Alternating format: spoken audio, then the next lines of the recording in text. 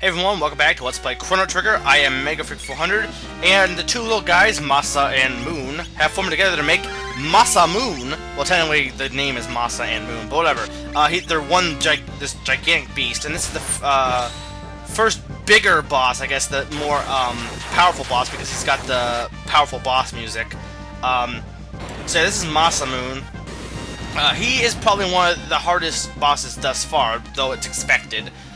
So here's what you want to do with Masamune. Don't use lightning attacks with Chrono, because lightning attacks really don't do much against him.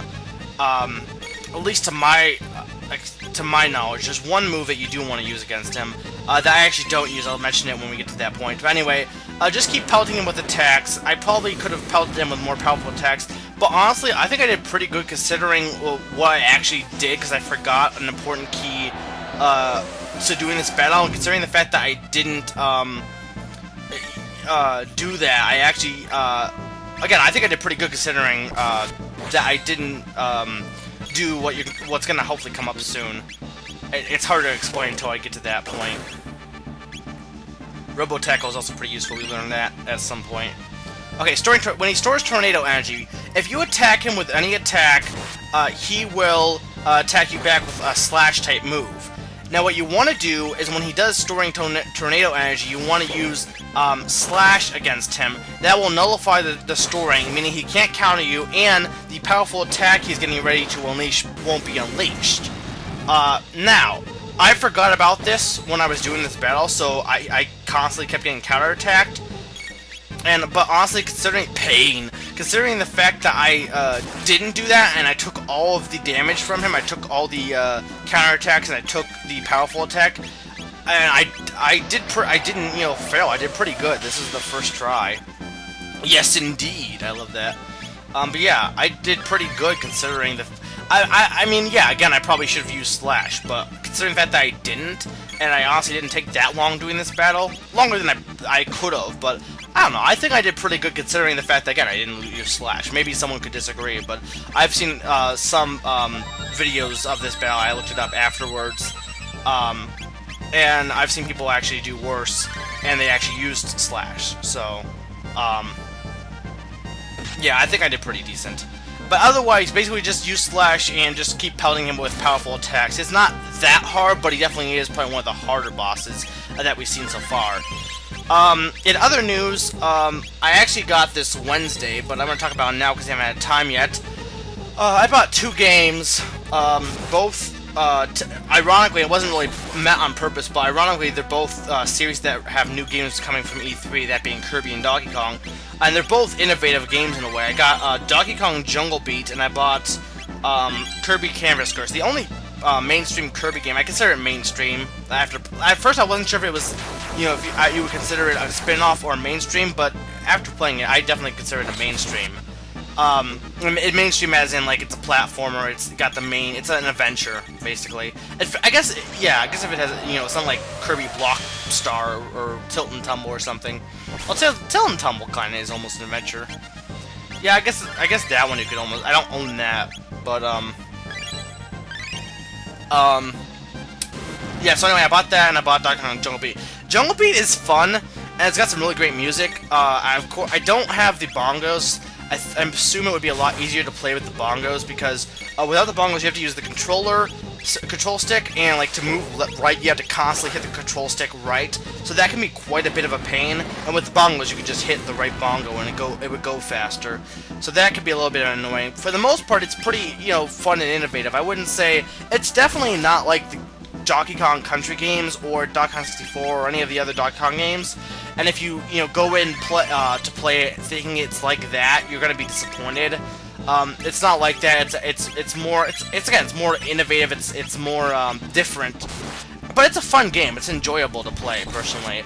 I think it'd probably be better if I had the bongos, because the controls would be a little bit better. But I recommend picking it up, especially if you can find it. Like, I got it for, like, what, $9, because you can get it, like, used. Great time to get GameCube games at GameStop, because you can get them used. But yeah, it's a pretty enjoyable game, personally.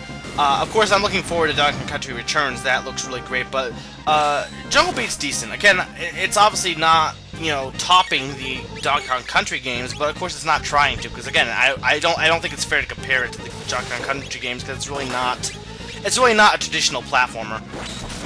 And then with Canvas Curse, I'm really impressed by Canvas Curse. My main complaint though is, yes indeed, my only complaint is that it's very slow paced. You know, I guess it's necessary that it has to be that slow paced, but it's very slow paced to an extent.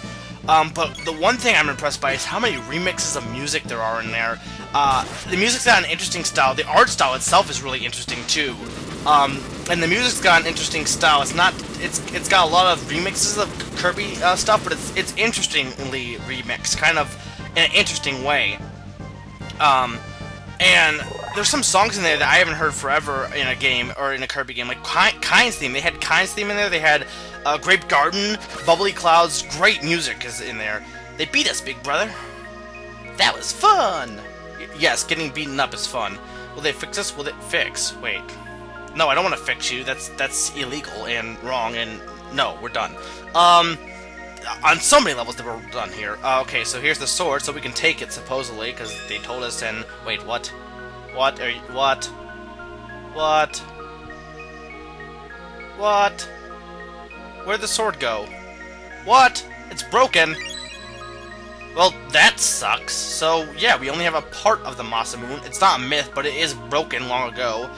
So we have to go find another part of the Masamune. Allow me, we'll ride the wind to the base of the mountains. Good luck to you. So anyway, yeah, Kirby's Canvas Curse. The gameplay's pretty cool and innovative. It's pretty fun to play. The music is fantastic. The art style is fantastic. It's really quite impressive. And I don't know if I would say it's the best Kirby game, but it's one of my favorites now. It's probably up there higher because it really is quite a good game. I was surprised at how good, enjoyable it is. Anyway, let's go to Tata. So that was Tata. I'm sorry, some frog guy dropped this in the cafe. I thought I'd sell it, but then everyone started calling me a hero. Wait a minute, you're not the hero? Liar. Liar, liar, pants on fire. How dare you lie? So he's not the hero, he's gonna give us the hero medal. And, yeah, Tata's father will call him a scoundrel, even though he was praising his son. I guess oatmeal doesn't make you a hero. I'm so disappointed. The past few days I've been eating nothing but oatmeal, and now it's just been a waste. The oatmeal is good, so, I don't know. So we're gonna go here, because that's really the only place we haven't gone. I lied when I just said Dondero Mountains, but, was the only place we hadn't gone. So anyway, this is Frog Woods. Or I think Frog Woods. I don't know, but it's or Mystic Woods or whatever. It's a woods. It's a woods. So we're gonna go in here. The interesting thing about the Gnars is they'll actually attack the frogs occasionally. You don't have to. You of course don't have to fight these guys. It's really easy to avoid getting into a battle in some of these areas. Some areas it's hard to avoid it, but you can technically almost avoid quite a few battles. And this is one of those areas where it's really easy to avoid battling. Like, I can just walk through here without getting it battled, but I felt like battling to show off the enemies. And because, actually, I learned a bunch of moves after beating these guys, as you'll see in a second. But yeah, you know, it's interesting playing, not Jungle Beat, you know, because Donkey Kong Country Returns is coming back, and then, Canvas Curse, which, you know, there's, Epic Yarn is kind of an innovative Kirby game, so it's interesting playing that, and if it's anything like, yeah, Napalm and all that stuff. If it's anything like Epic or like Canvas Curse in terms of being innovative and fun and still, you know, Kirby-like, I have no doubt anyway, but I have definitely no doubt now that it's going to be great. And it's made by Good Feel, if you didn't know that, which is the same makers of Wonderland Shake It, also a really great game. That is, I think, is underrated, personally. It's a really enjoyable game. And it's surprising, because Good Feel is a corporation that actually beforehand had just made educational DS games. And to see them come out with Wario Land Shake It, and now they're coming out with, you know, Kirby's Epic Yarn, you know, it's definitely going to be a good game. I don't think anyone doubts. Well, there's probably people who doubt that, but I don't doubt that. Epic Yarn looks epic. And yarn. Epically yarnish. Bomb the area. Yeah, I'm just showing off some of the moves, like Napalm. Yeah, I probably was off. The problem with humming, though, is sometimes when I edit the music together, it sometimes gets slightly off a little bit. So then, you know, I'm not singing on tune, but when I'm listening, I'm actually singing the notes when I hear them, so it's, you know, I've noticed that, personally, that it's hard to match up my singing with, or my humming, I guess, with the actual music. Anyway, there's a home here. Who's that? Oh, it's Frog. Hey, we haven't seen you for a while, buddy.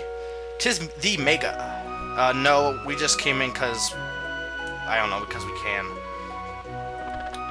You have done well to find the locale. The hero badge, yeah, I guess we're returning the hero badge to you. Alright, then thou hast seen the lad. They're near... So he's upset because there's nothing he can do against Magus. Or... I'm gonna stop calling him Magus. I don't really like the sound of Magus. I'm gonna call him Magus. That sounds kind of stupid too, but I'm gonna call him that for now, so Magus. Anyway, there's nothing he can do without the Masamune. And now he's gonna be depressed. Let's go steal his other chest with the magic scarf, and let's go open the glowing chest now. Okay. Oh, the other half! A broken sword. It's part of the Masamune. Something is written in the archaic script. I will translate. Rochilum?